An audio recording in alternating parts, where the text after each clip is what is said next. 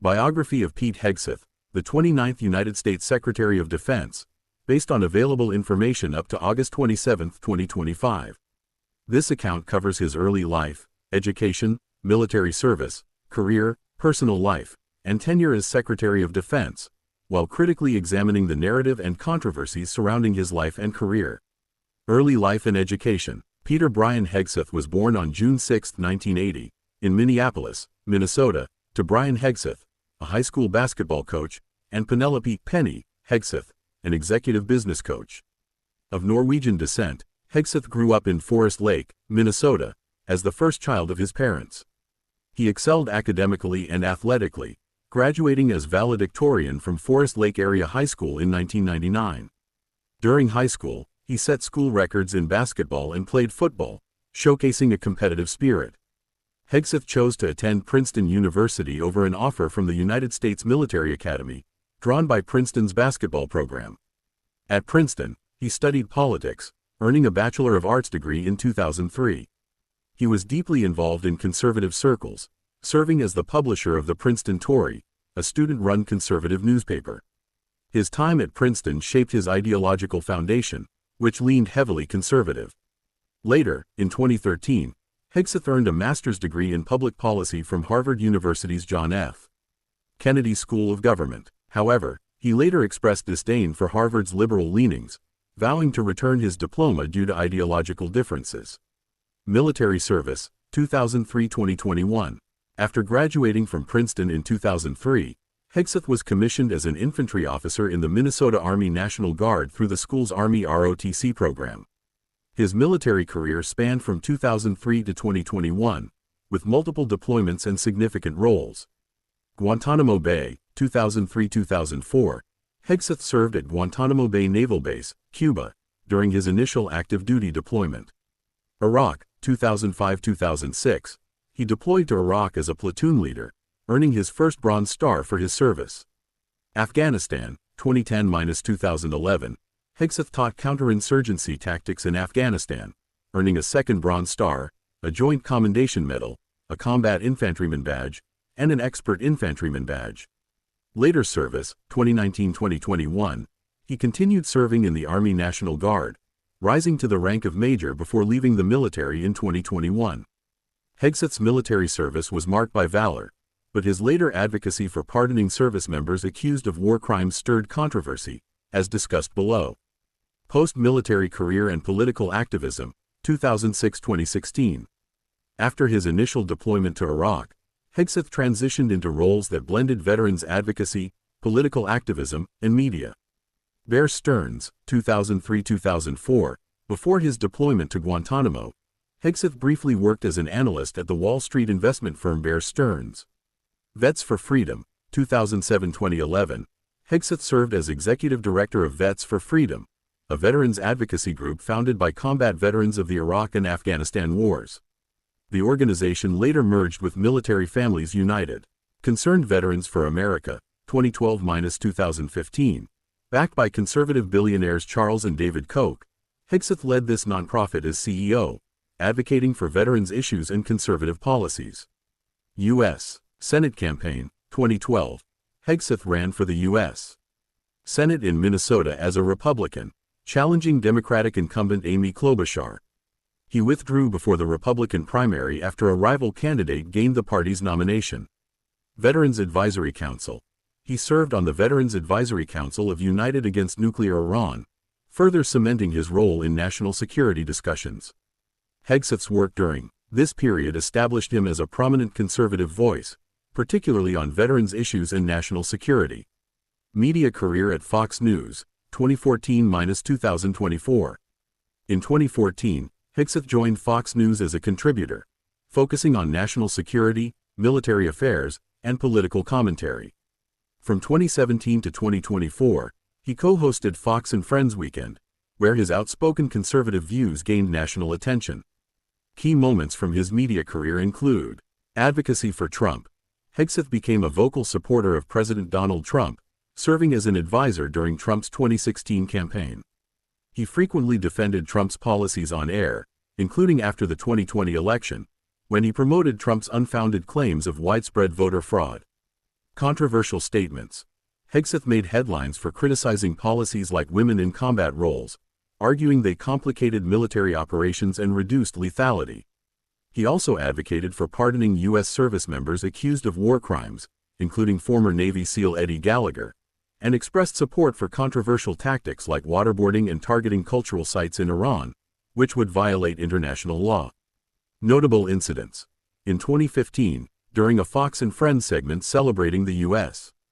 Army's 240th anniversary, Hegseth accidentally struck a West Point drummer, Jeffrey Prosperi, in the arm with an errant axe throw. Prosperi later sued Hegseth and Fox News. Hegseth's media presence made him a polarizing figure, celebrated by conservative audiences but criticized by others for his hardline views and lack of nuance on complex issues like military ethics and civil liberties. Authorship. Hegseth is the author of 5 books, blending military, political, and cultural commentary.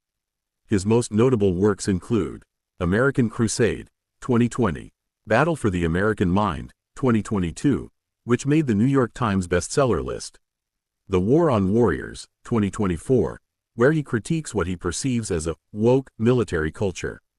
His writings reflect his conservative ideology, focusing on themes of patriotism, military strength, and resistance to progressive policies. Nomination and confirmation as Secretary of Defense, 2024-2025. On November 12, 2024, President-elect Donald Trump announced Hegseth as his nominee for Secretary of Defense, a choice that surprised many due to Hegseth's lack of senior military or national security experience compared to predecessors like Robert Gates or Leon Panetta. Trump praised Hegseth as a warrior for the troops and an America First advocate, signaling his intent to appoint a loyalist to lead the Department of Defense, DoD. The nomination faced significant scrutiny, allegations and controversies.